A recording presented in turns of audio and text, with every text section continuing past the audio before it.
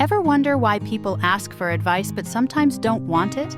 Let's talk about the subtle art of giving and receiving advice. The hidden truth about asking for advice. Are you seeking growth or validation?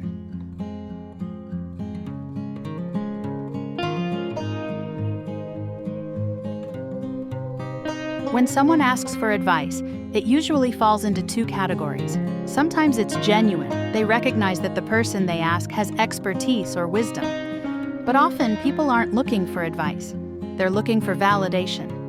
They want to hear what they've already decided and seek out the person most likely to agree with them. For example, if someone is unsure about ending a relationship, they might approach someone they know will convince them to stay, even if they've already decided. Here's the catch. Accurate advice only works if you're open to hearing something you might not like. Otherwise, you're not asking for advice. You're just asking for someone to confirm your feelings. And when they don't, you might feel frustrated or even resentful. Sound familiar? On the flip side, we must be careful about giving unsolicited advice. Sometimes we jump in because it makes us feel brilliant or helpful, even when the other person doesn't ask. This can create tension or lead to unnecessary debates, especially when emotions are involved.